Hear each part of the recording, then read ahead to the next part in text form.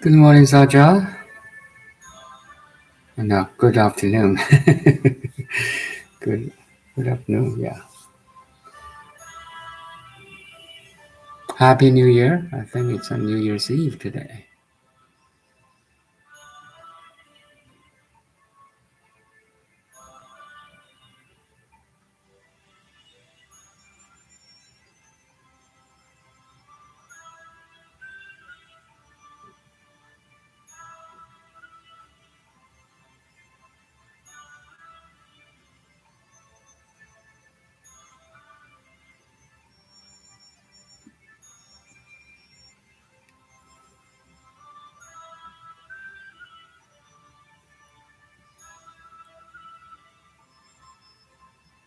Yeah, it's 2024 now.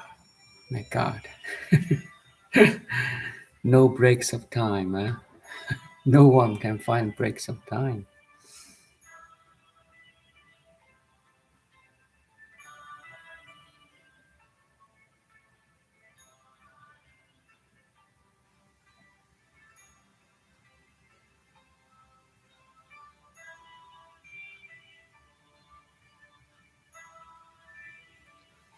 We used to be young.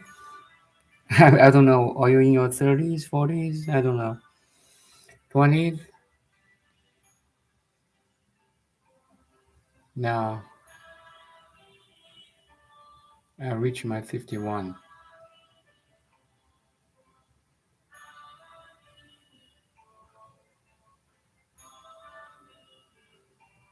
30s. Prime gold time.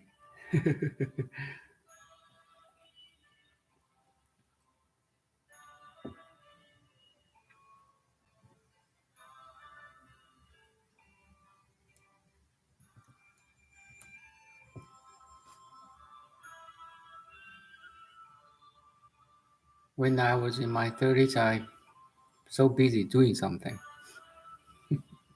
make money, make kids, make child, have a family. I was in Shanghai, very busy city, Shanghai, China. Now still very busy, but it's a good experience, right? Everyone experience something to learn, to grow, to evolve.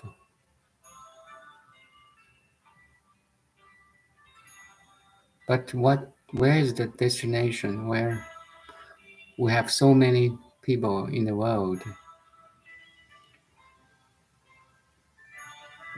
and each individual is so different? I imagine you're a beautiful lady,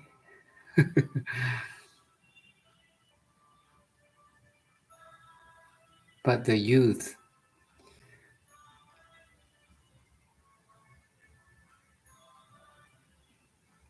will disappear one day.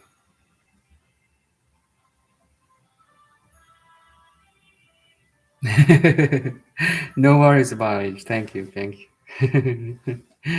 Yeah, thanks.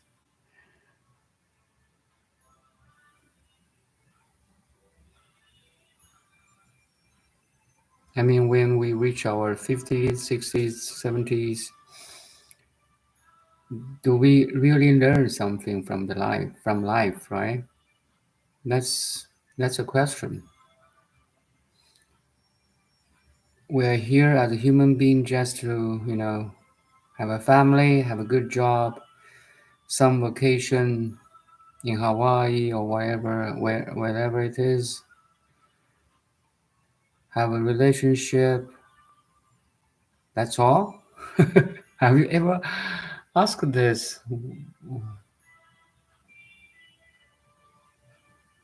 Is that all?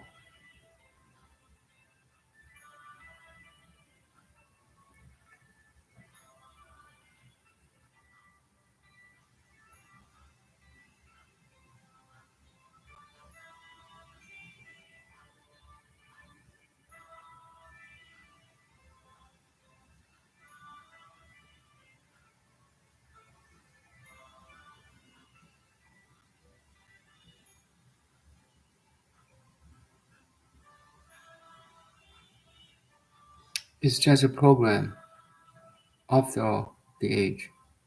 Yeah.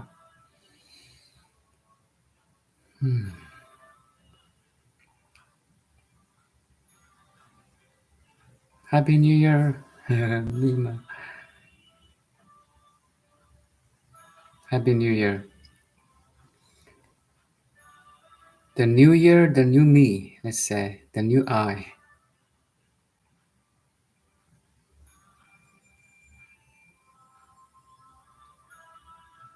The new I actually is the old I, the Asian I, our original face. We just sometimes I use circles to represent the experience of life. We start from a point, then we grow, we travel, we love, fall in love, we happy, sad, experience. We have family, kids growing up. We divorce. We grow up. So the whole process, of course, you may have a successful career, very successful even. But in this circle of life, sometimes Buddha said, incarnation of lives, do we really learn something?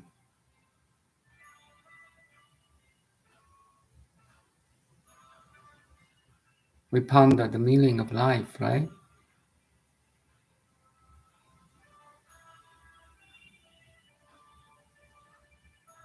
Every philosopher, even scientist, ponder the nature of life or reality.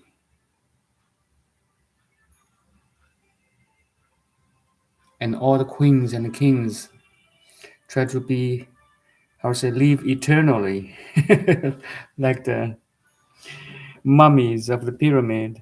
In the pyramid, they want to eternal life. Do you want to eternal life? I think everyone is or does.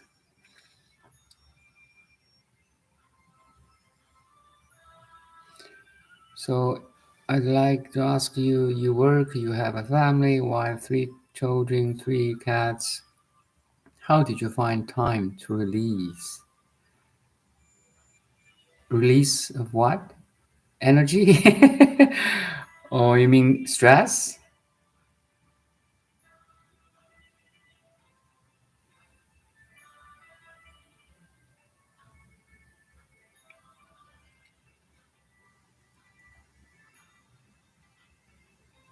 Or self realize? Mm. I started around 10, 11 years ago now, when I was like 40. So when we experience life or grow up enough, have a job, graduated from college or university, have a job, or you start your own business, you fall in love, have a family, child, and you start to ponder the meaning of life. That's my natural process.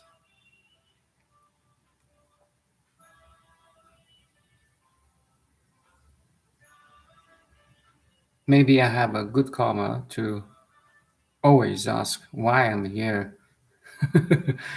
Just has a family, has a good job, or three kids or three cats, some vacations in Mexico Beach or Cyprus, the island.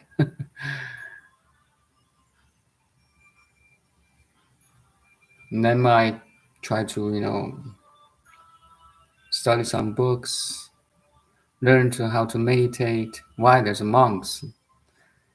They have nothing, but they're happy. Hopefully, every monk is happy too. But is that true? I was in a so I am a practitioner of Chinese medicine. 1 year I volunteered to serve in the like Buddhism festivals. There's some nuns. came for treatment, like just diagnosis and this kind of communication too in the community, right? So some nun in the Vancouver temples, and she came to me and said to me, "I'm very stressful."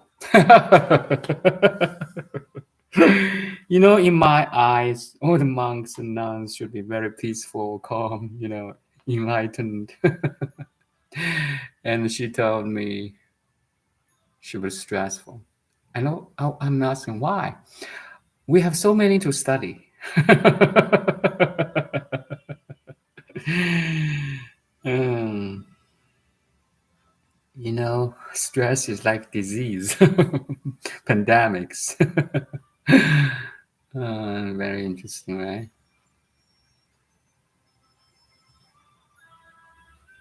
Self-realize. I don't know. I just, in the past 4 years, I share, I learn, I teach, I meditate. So it becomes a circle. I learn, I share, I meditate. I learn more, I share more, I teach more, I meditate more. So also, I bring this idea to the real life, and I do think the real life is the real test. Okay, the examination is in life, is in your family, in your core relationships. What do I mean core relationship? Your parents, your child, or your partner. That's the core relationship of our life. Or siblings. If you cannot have a good relationship with them, basically you don't, how to say, have a true understanding of awakening. Or let's say, if you suffer in the core relationships, parents, child, siblings, business partner, or just partners, if we suffer in these core relationships, that means we are still a person. We are not awakened yet. The core relationship is the how to say important examinations in the university of life or in the path of awakening. Yes, we can go to mountains, we can go to temples, but that's just a temporary, how to say, relief, as you said.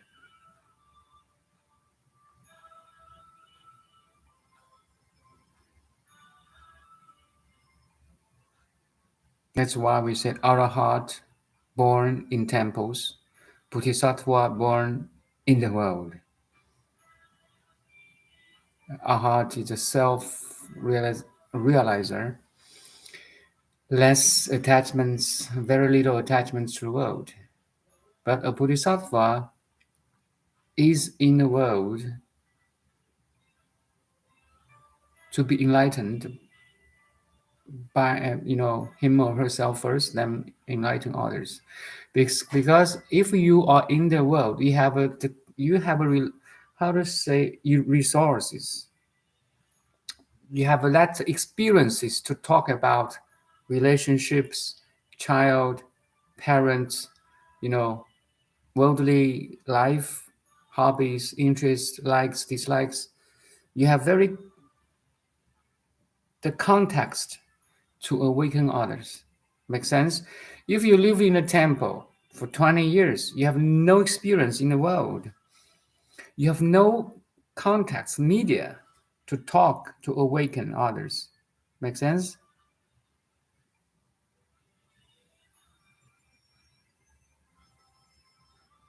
Yeah. Bodhisattva is my goal. It's not easy for sure. And Sergeant said, "You're a great guide and teacher. Thank you for being here." Thank you, thank you. We help each other. We love each other. Yeah, I just share the wisdom from Buddha. It's so profound, compassionate.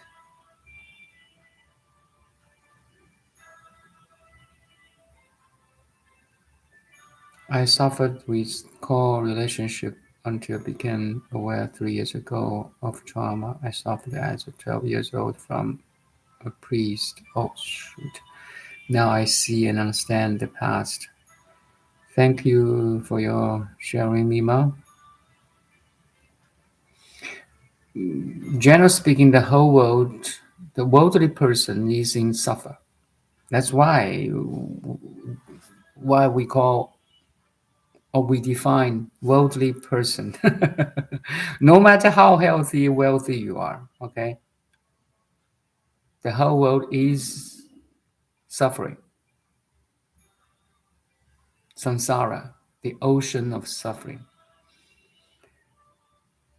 You are not a single case. Even very successful, healthy, wealthy person suffer a little bit here and there. Because before you have this total picture or totality, there's no way out of suffering. Aging, death, breaking of relationships, loss of family members,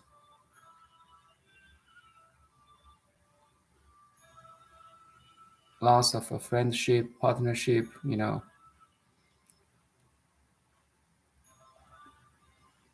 That's why we are here. Is there is a way out?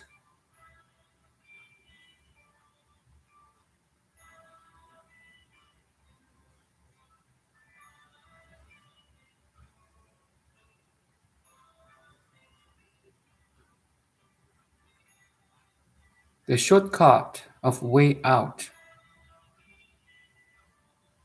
actually is very easy. The inner peace, calm, stillness, and silence. That's a door.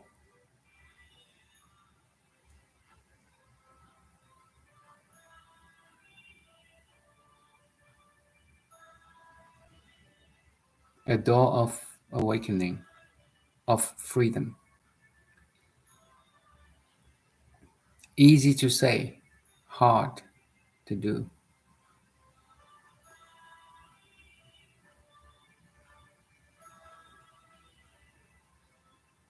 Are you peaceful now?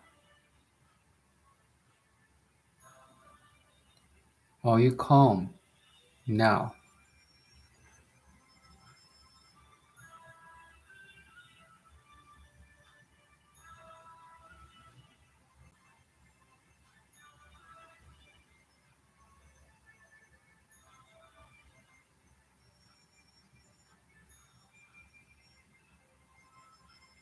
Are you still now?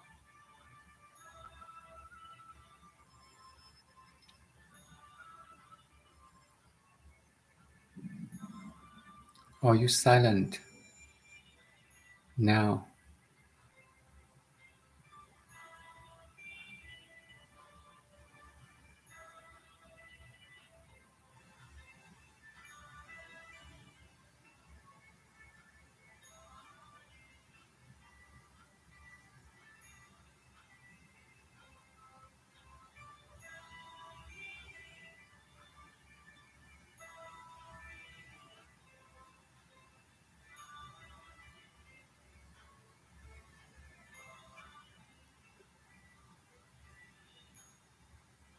No matter what you have experienced before,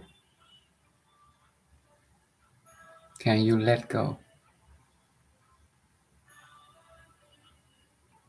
All the experiences are empty.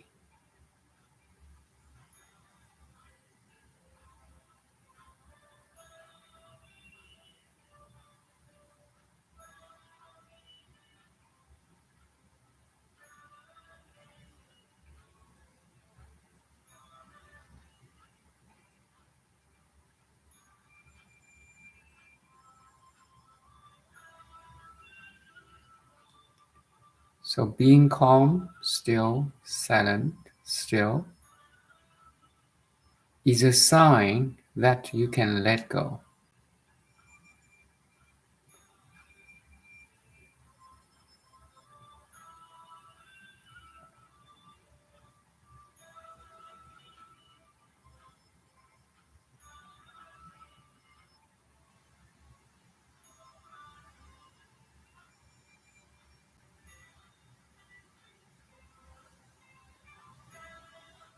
Thank you, Mima.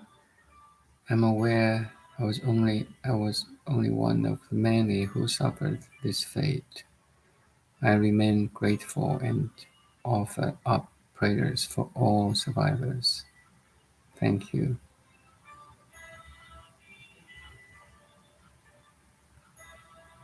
At least I'm now blaming the right entity. Okay. All the sufferings is again it's like a chain of karmic force. The bad people why a bad people is bad, there's a reasons. Maybe he or she suffered before.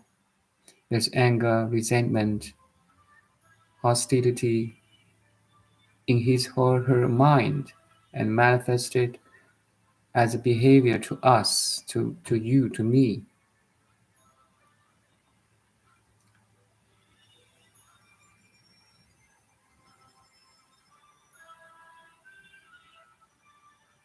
Again, it's like chicken and egg. Who is the original, how to say, crime?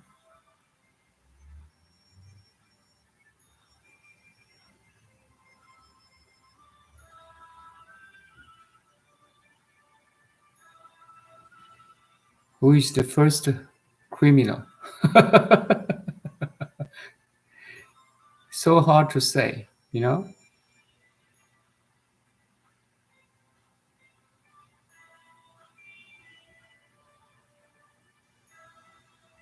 So don't dig into why it happened to me.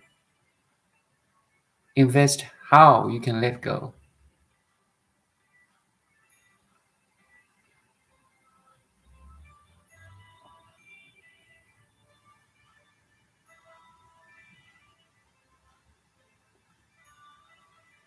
They can only damage your mind, your body.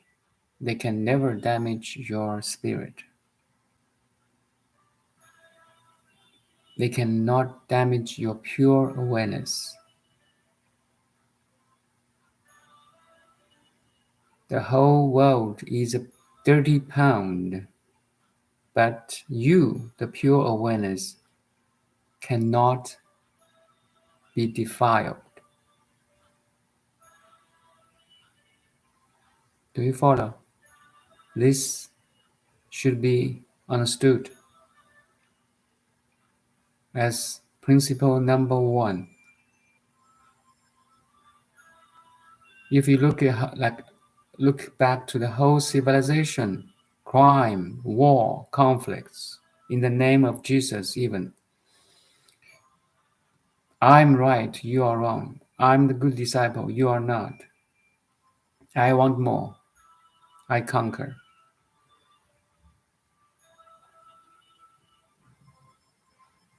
Thousands wars or conflicts, big or small, in the past 1,000 years. How many people get hurt, get killed? The whole humanity, if all are not awakened, they live in the dual world. There's always right, wrong. You know, I'm authentic, you are not. Then that's a problem. I'm superior than you. You're inferior than me. That's a problem. That's where, so the first, when I say the origin of suffering is the first split between you, the awareness, and the other, the content of awareness. That's a region of suffering. Any types of suffering, actually.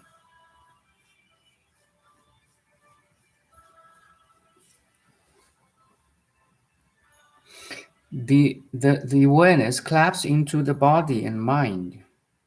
If you cannot, how to say, unite this split, then we are doomed to suffer.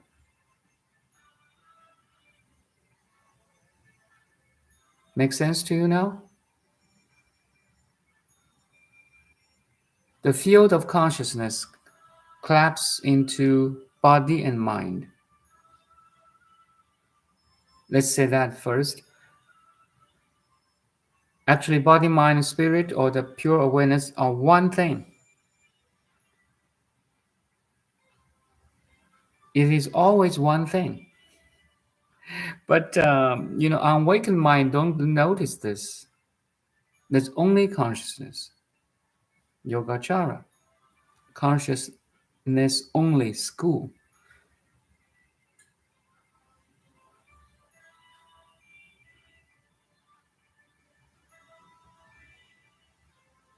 Everything appears in you, disappears in you.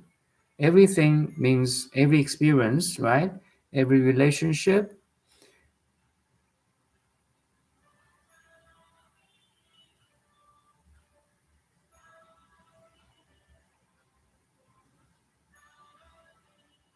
We get married, we get divorced, we get money, we lose money.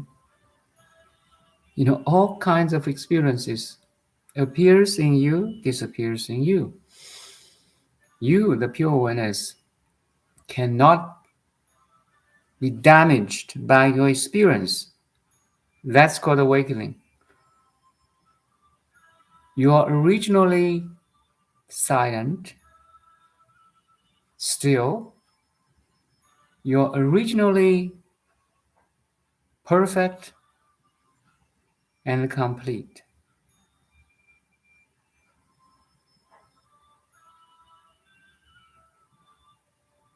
But consciousness like to play. Consciousness split itself into two. I am the other. It's like ocean like to play. Ocean likes to play in forms, in waves. Big wave, like tsunami. Small wave, a ripple in the lake.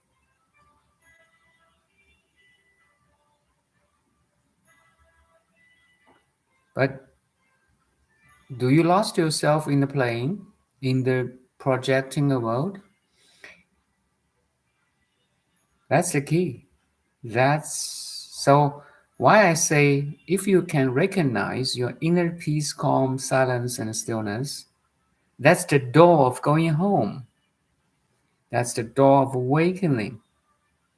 That's the door of free from any suffering.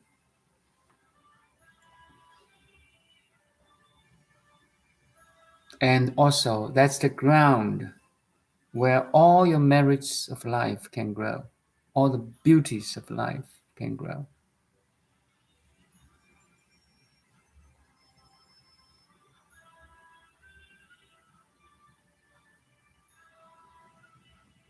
Shamatha, the first step of awakening or enlightenment. No matter who you are, how much you have experienced, how terrible you have experienced, how wonderful you have experienced, can you be still and silent?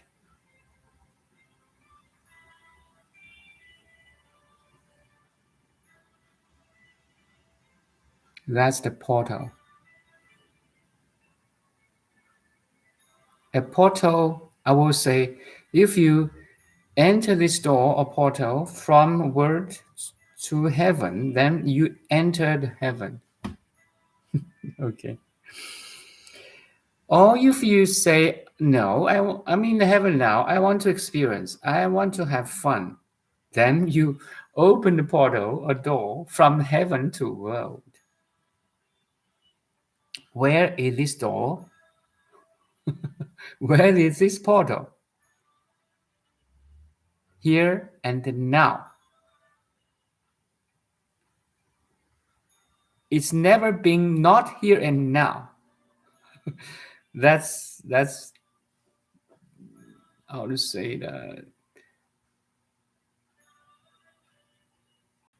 the keyword of today, I will say. Where is the portal? To heaven. Now we are in suffering, so we most our tendencies like to be peaceful, be grateful, be blissful. We want to enter heaven. We want the pure land. We want to be enlightened. Yes, that's a portal. But once you are peaceful and calm and silent and still enough, maybe I can help others too.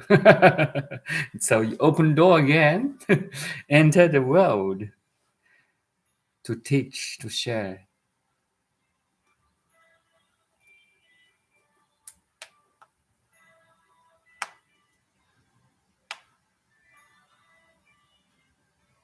A door always have two ways, right? You can go this or go there, go that. It's always here and now.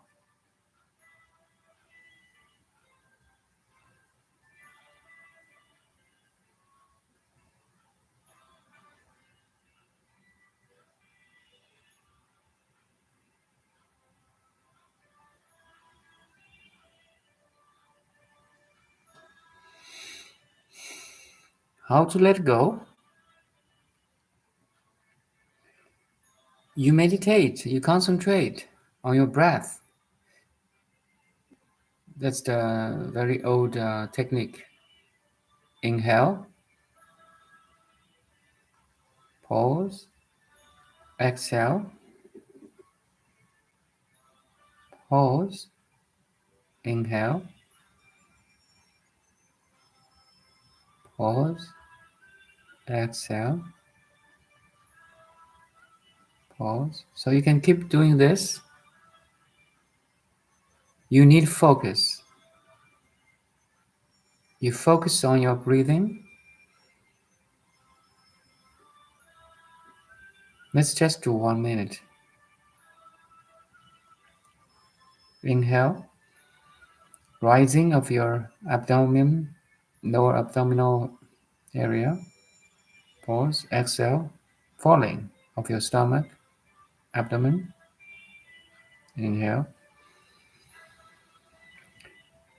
So you focus on your rising and falling of your abdomen.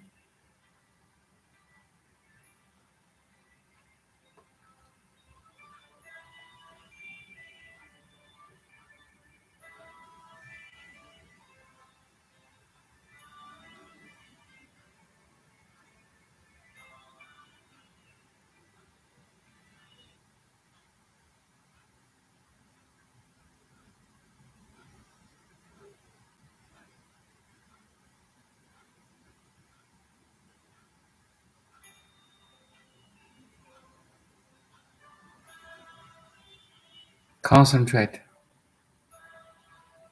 One pointed concentration.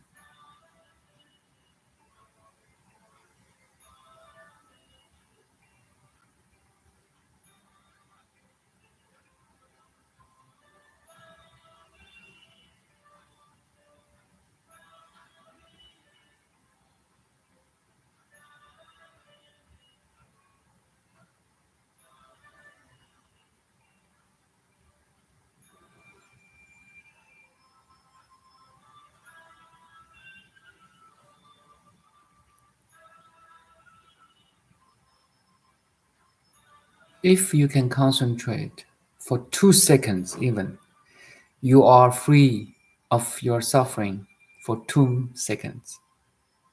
If you concentrate for 1 minute, you are free from your suffering for 1 minute. Do you follow?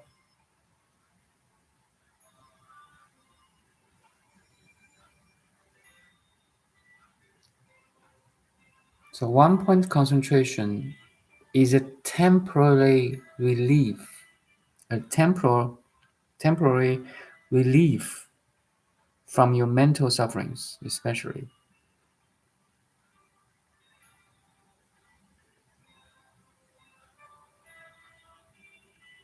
It's a convenient way. It's not ultimate way yet, but it's a good way.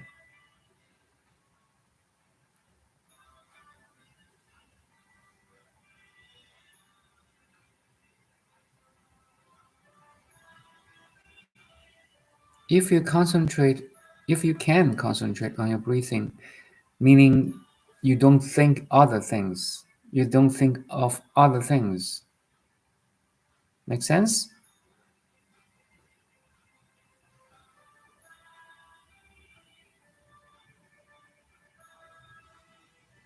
Doing one thing at one time is a huge task.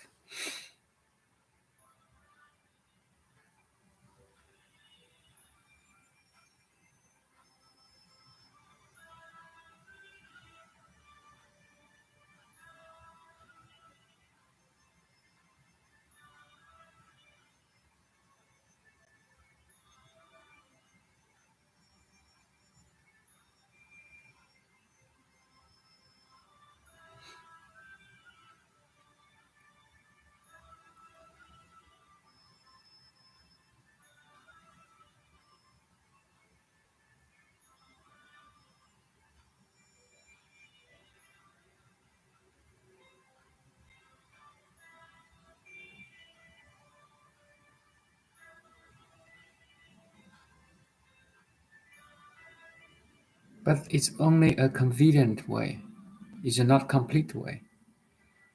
It's a temporary relief. Once you out of this one point concentration, you're back to suffering again. Hopefully not. So, what's the complete or ultimate view of be free of suffering or letting go? You see everything's empty. You cannot be conditioned. You cannot be damaged. You cannot be hurt. You, the awareness. I'm not talking about body mind now. The pure awareness cannot be damaged, cannot be hurt, cannot be killed.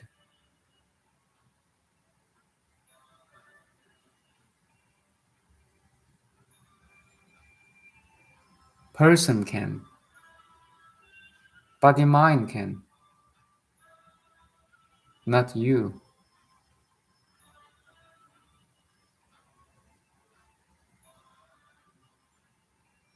It's just a placebo. You need invest by yourself. You should we should realize it by ourselves through meditation, one point concentration, open monitoring, through the study of the sutras. You see, in Buddhism only, let's say 2,500 years old of history,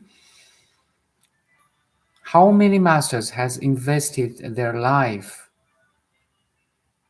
to this thing, awakening or enlightenment? Why they invest so many time and energy, even the whole life into this and writing a book, spread their teaching? Why? Let's say millions of okay, like all if you calculate all the masters in history, millions of masters, sages.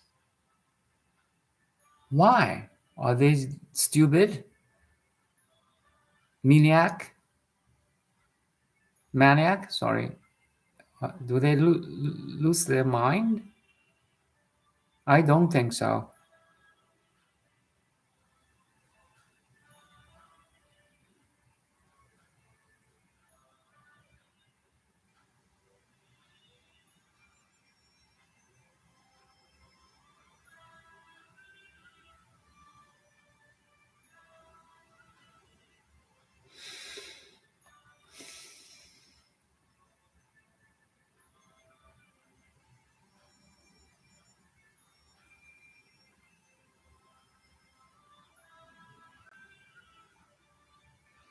Is Yogachara view on the reality any different than on other schools?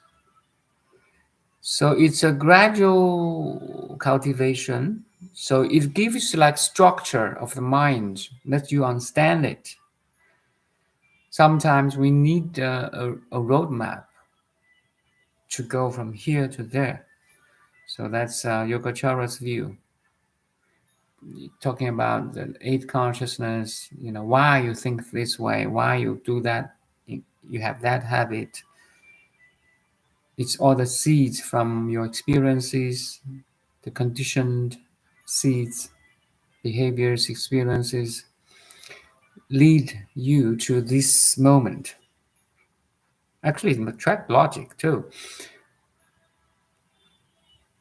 The way you speak, the way you address yourself, why you're looking in this way, that way, why you dislike this, like that. There's a reason.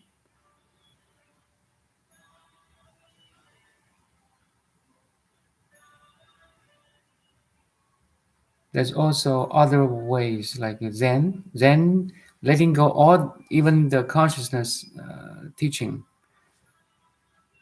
It's a direct realization of the ultimate. That's called Zen. But sometimes it's so abstract, it becomes very difficult too.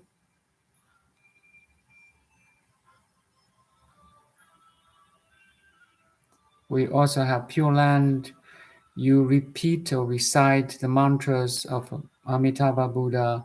You use his or her like help, like compassion, love to awaken.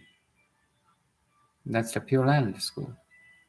There's so many different ways. But all in one, they can be simplified into two words: shamatha and vipassana, or ding and hui. Shamatha, quieten your mind. Otherwise, you can never see the reality. It's like you're always driving on the highway, non-stopping. You have no time, no space to observe a tree along the highway. You never study anything if you think actually. I mean, you may be good at your job or any hobby, but it's superficial. We're not here to just learn to have a decent job or be good at something only. No, we totally underestimate the value as human being.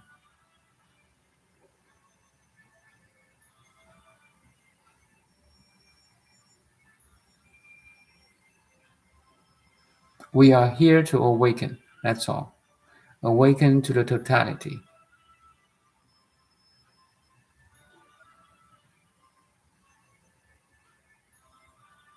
Then everything will be fine. Trust me. Every other thing will be fine.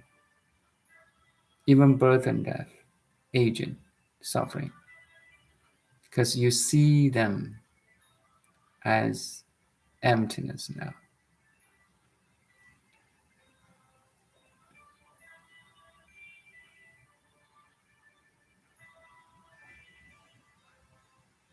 Yeah, it's a roadmap to enlightenment.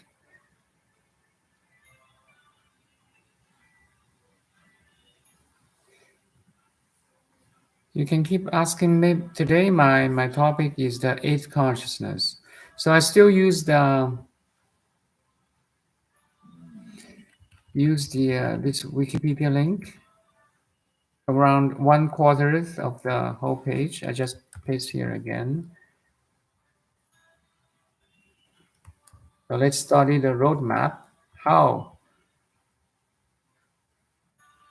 masters say about this analysis of consciousness. Yogachara gives a detailed explanation of the workings of the mind and the way it constructs the reality we experience. So beautiful, right? I just paste here. So try to find, it's just 1/4 of the whole page, I think, around there.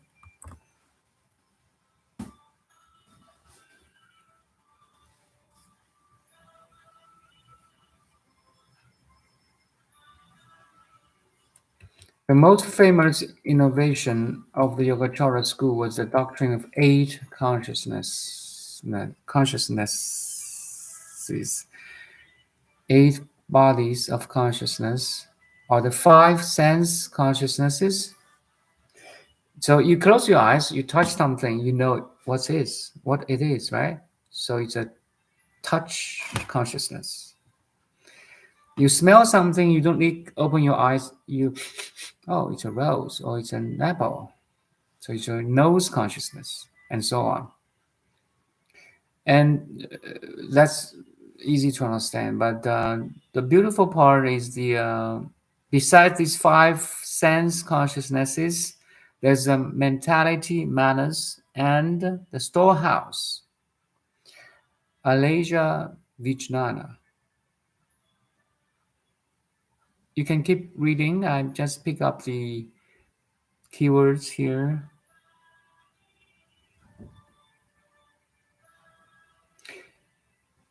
The first six vijnanas, the five senses plus the mind, have its object. Each sense, including your mind, corresponding a sense base and have their own sense objects. Like my eyes can see this cell phone as object. Then there's organs of my eyes, and there's a consciousness, eye consciousness. Sorry. So object, organ, sensory organ, and consciousness. So that's three. So if you also touch my body and my touch consciousness, that's three, right? So 3 times 6 is 18. We call 18 realms. Just give you a rough picture. But the Buddha's teaching, his core teaching is beyond this. He said, okay, 18 dhatus, you see, or components of experiences exhausts the full extent of everything in the universe, or more accurately, the sensorium.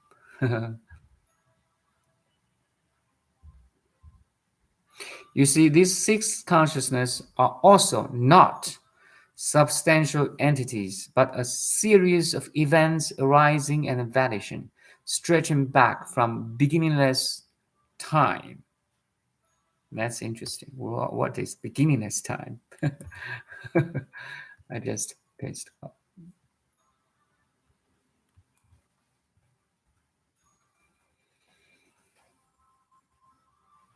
So everything you touch, everything you can see, hear, touch, smell, taste, and think. So six senses. The six objects that you can see, hear, smell, taste, touch, and think are empty. There's no substantial entities in the six objects. Also, there's no substantial entities in your six organs. Let's say our mind or brain can think. There's no substantial entities, or normally we say empty, but a series of events arising and vanishing, stretching back from beginningless time. Emptiness, the golden touch of Buddha, the golden teaching of Buddha.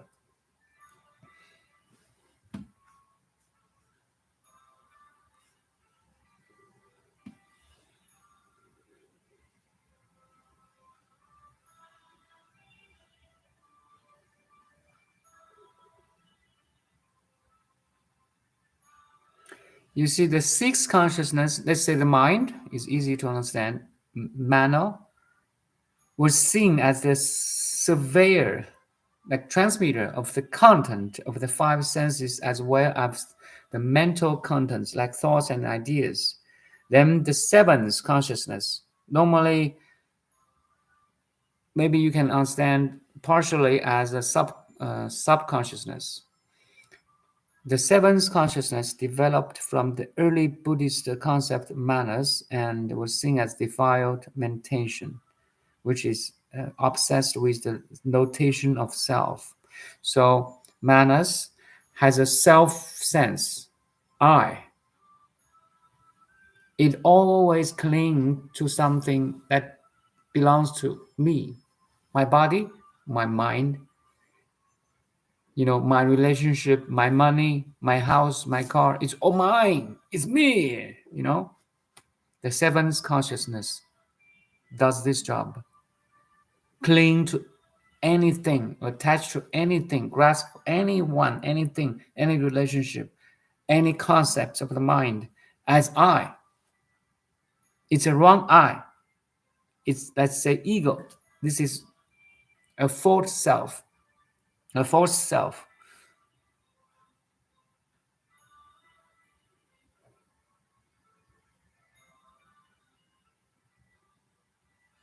You see, this consciousness, the seventh, the manas, takes the substratum consciousness as its object and mistakenly considers the substratum consciousness to be as a true self. This is wrong identity. This is the origin of suffering. This is the first split between consciousness, pure consciousness, and the contents, like your thoughts, feelings, body, mind, relationships, your family, your parents, your core relationships. Is a wrong identity. The whole awakening is to see that this wrong self or identity.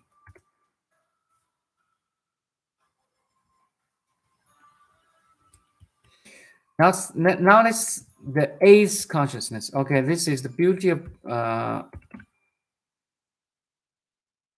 Buddha's teaching in the Yogachara lineage.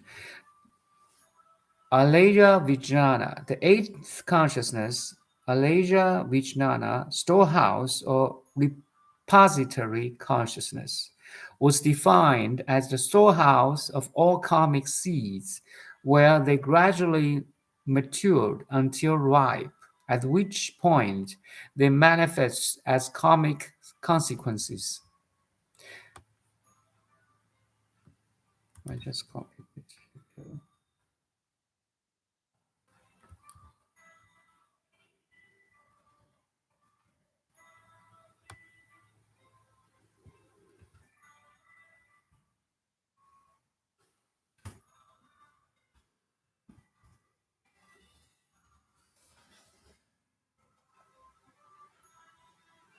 It's like a storehouse of all your experiences, your previous life experiences from beginningless time.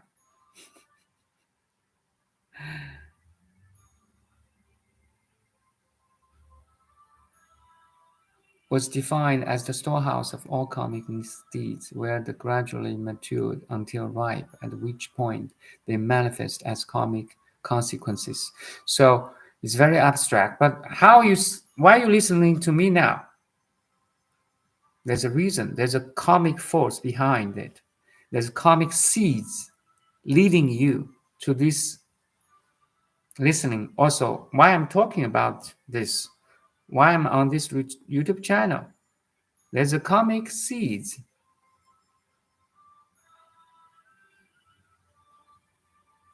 Yes, you can Akashic records. Yes, you can understand that way too.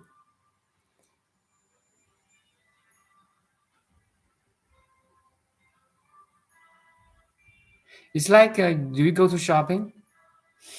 Like Walmart, I don't know, in Sweden, which one is the biggest supermarket? Anyway, you stand, imagine you are in a supermarket right now.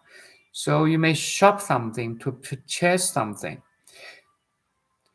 This moment, you're purchasing this YouTube channel.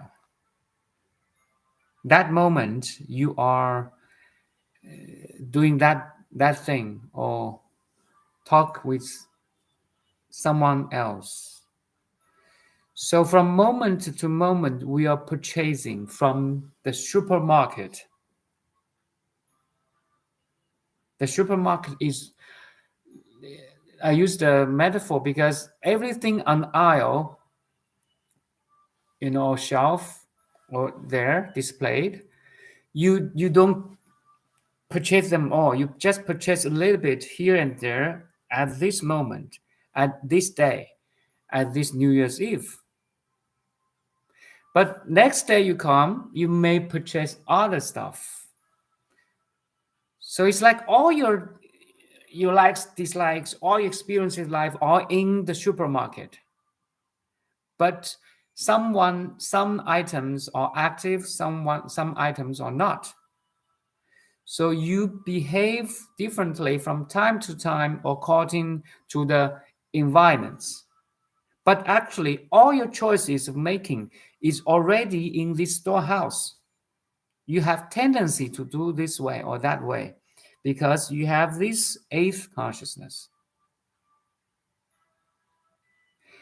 Awakening is that no matter what choices you are making right now, you can be free from that choice. That's very interesting, right? How? The pure awareness is always free, is always originally free from your choices, from your decision making, from your talking. Now you're listening to me. Next moment you may talk with others or doing other things. It's okay. But no matter what you're doing at this moment, that's only now anyway, you can be free from it.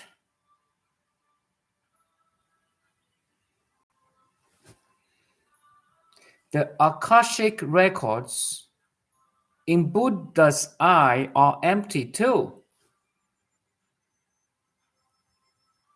All the karmas in your storehouse, in your Alaja, Vijnana, are empty. That's the power of Buddha's teaching. Wow, no one taught me this. Instantly, you can be free from any karmic force. You cut the chain that bonds you, imprison you. For the first time, the awareness, the pure awareness, is free from its contents, no matter it's from 1,000 years ago or yesterday or tomorrow. For the first time, pure awareness is free. No Akashic records can defy you. Yes, it is still there, but it's your projection, it's imaginary. It's vibrating energy there. And you are the source of energy. You are the field that everything arises in you and disappear into you. You see the power of Buddha's teaching. It really solves any type of suffering.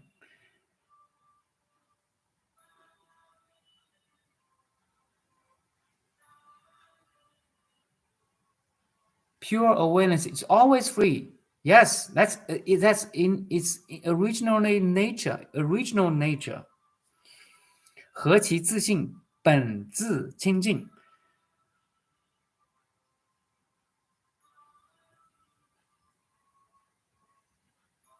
The six patriarchs Huineng write a verse after his awakening, right? If I talk about this contest between Sixth patriarch Huimen and one of his peers, who is much advanced, educated than him, while the sixth patriarch himself was illiterate. He cannot read. He cannot read Chinese characters, but he was enlightened. So his peer, the more advanced, educated, knowledged peer, or like a disciple of the fifth patriarch, he said, okay, our mind is like a mirror. Once a while, there's a dust drops on this mirror, and we need to clean the mirror. So the mirror is the pure awareness. The dust is the mind. We always think, we always, project. So we need to clean this projection. We need to remove this projection. We need, purify our thoughts. That's his peers' idea. We need gradual cultivation. Shen Xiu, yes, his name was Shen Xiu. But sixth patriarch Huineng said, no, there's no dust to clean. There's no dust on the mirror. It's all your imagination. No need to clean the dust, because your pure awareness, the mirror, is unconditionable, is undefiable. Do you follow? That's the sudden enlightenment. What the heck? All my teachings is how to try to calm down, to calm the thoughts, to remove the defilements, to purify myself, to, I have so many original sin. The Christians say, you have original sin you need to clean. You are sinful. No. Sixth patriarch Aquinas said, I was originally pure. Nothing can impurify me. That's the power. What? From this moment, all your meditation will make sense. Otherwise, you are doing very superficial level of cleaning. Yes, you can clean today. You can be calm today, but next moment you are agitated again. You are conditioned again. So it's like, it's like how to say, every day you get conditioned, and every day you're busy to clean the conditioning. There's no end. And sixth patriarch Aquinas said, there's no dust can reside in the pure mirror or pure awareness, because it cannot be reside.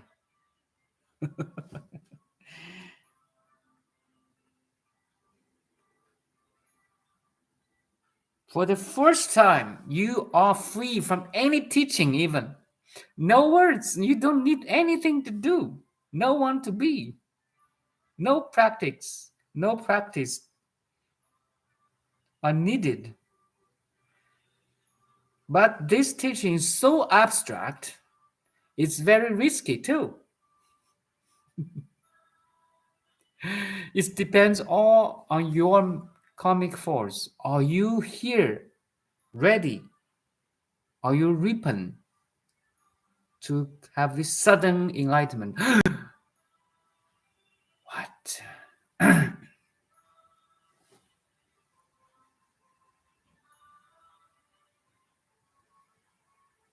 And you need gradual cultivation. At the same time, be careful here, be cautious. Okay, I'm enlightened. I'm originally Buddha. I don't need to do anything anymore. That's also a thought. Of course, if you do, congratulations.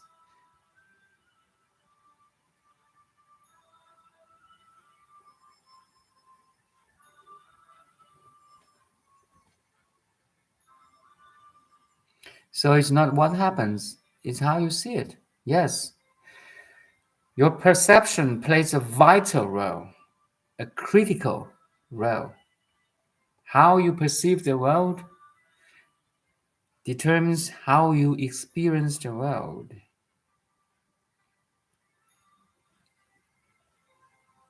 That's called wisdom. You see, are you wise? Are you clear? Are you silent? Are you still?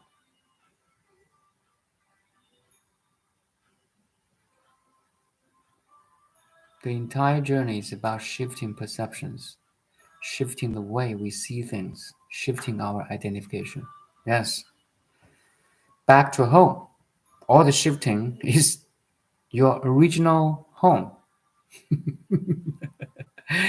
Or, in other words, you just remove all the conditionings. It's like unpeel the onions. Do you eat onions?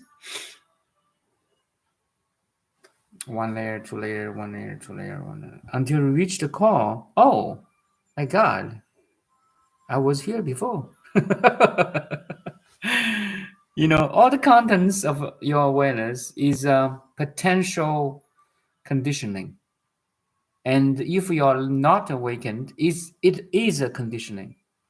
Once you awakened, all conditioning vanish suddenly, instantly into emptiness. They are empty. They have no true self. They seems to have a true self, so strong, so sticky, so stressful. Because you identify them, they are real.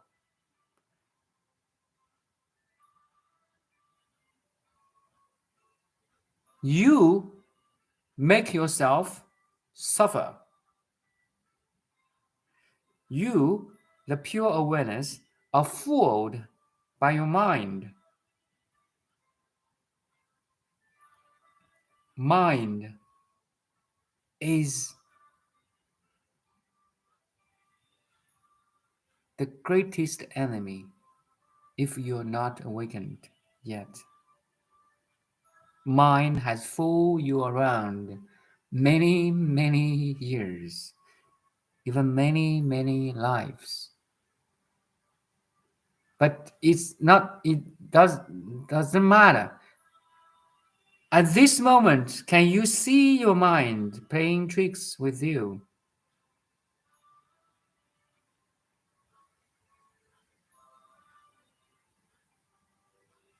Behind mind, there's something greater. If you can see your mind, who is seeing? What is seeing? Make sense? Awareness is aware of the mind, the thought, the feelings, emotions, agitations, depressions, sufferings, loss of something, loss of someone. Awareness is aware of it. But if you're not awakened, you identify you are the loss, you are the thoughts, you are the feelings, then you suffer. You are suffering yourself if you're not awakened. I am suffering myself if I'm not awakened.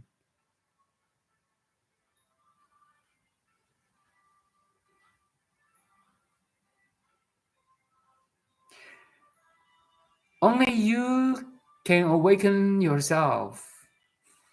I'm here as an imaginary object in your pure awareness to help you go home. Hey, don't play, don't dream anymore. Wake up.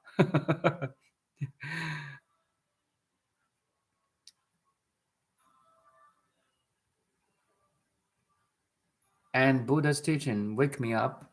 Yes, thank you. And Buddha's teaching is an reflection or a content of my pure awareness to awaken me. And once I can see his teaching, I'm in the same field of pure awareness as Buddha. And you do too. You are the same. If you can identify your pure awareness, watching your mind, watching your body, watching the whole world, then you are in the same field of Buddhahood. At least you realize your true self. Maybe it's not stable yet, but this is your first step of awakening. Yes, I am this. I'm the awareness behind every experiences, behind every object, behind sensory organs, behind the sense consciousness plus the mind. Yes, I'm I can see them. Once you can see them, there's a space, there's a time created by you.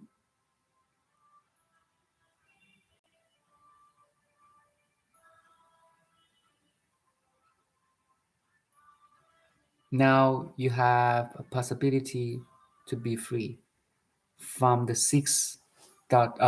18 dhatus. 6 times 3 is 18. 18, sometimes we translate 18 realms, dhatus.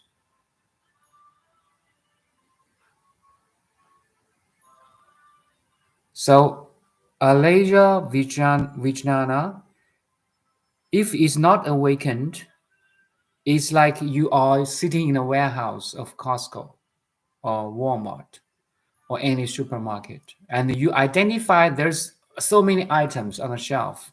You shopping this day, you shopping that day, you purchase them. That's a leisure, the storehouse, right?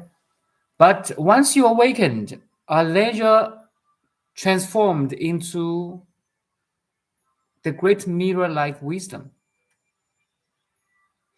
You transform a consciousness into wisdom. So that's a transformation. So sometimes I use pure consciousness but now I use consciousness as a conditioned consciousness. It's not awakened yet. So a leisure is a awakened storehouse.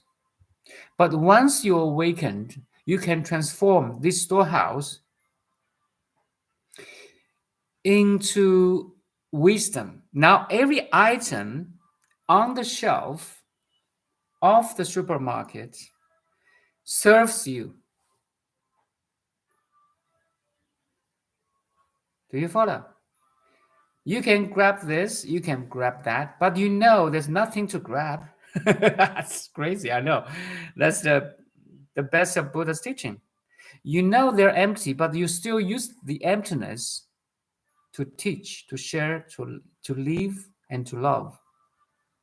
Now there's no differentiation between emptiness and form. Emptiness is form, form is emptiness. You realize it that way.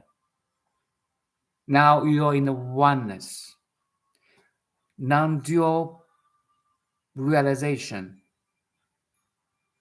You are awakened one.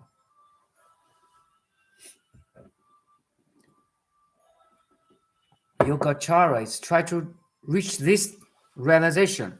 Yes, we talk about 16 dhatus, 18 dhatus. Talk about the manners, the seventh consciousness.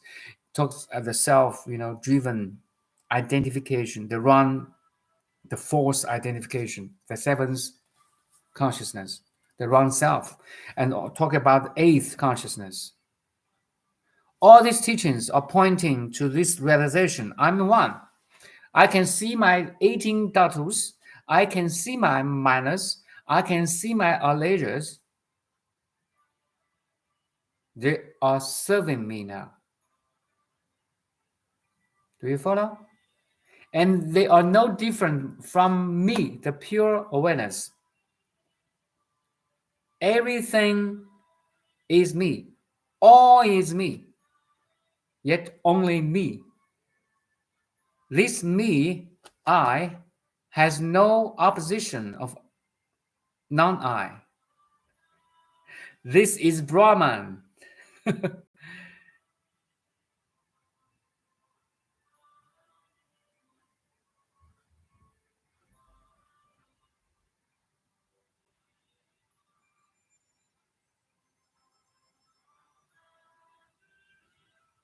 No realization can surpass this one. No other realization, no other teaching, no other wisdom, no other knowledge can surpass this one. This is the most supreme.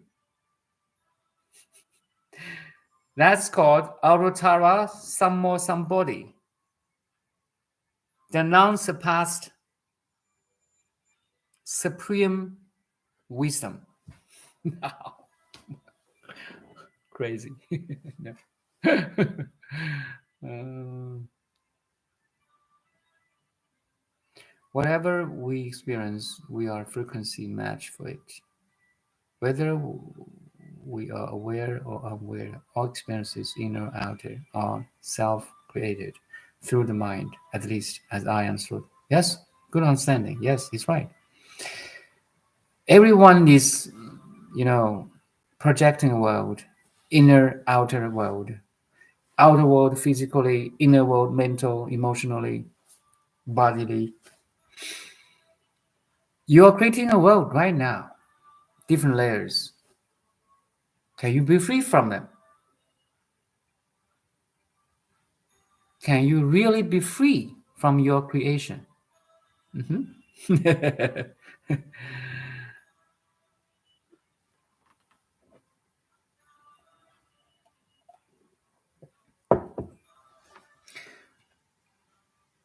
Yes, great.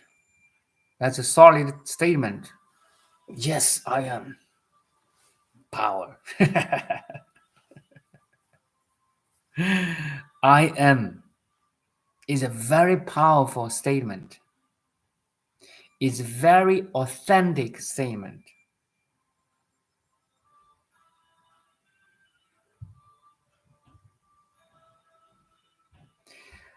Okay, I have to go.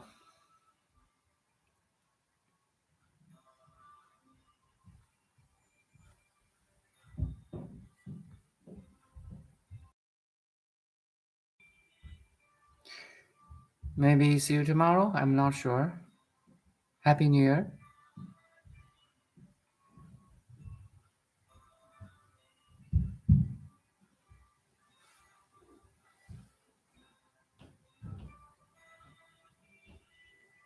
Thank you. Nima, Saja, yeah, someone behind curtain. Hmm.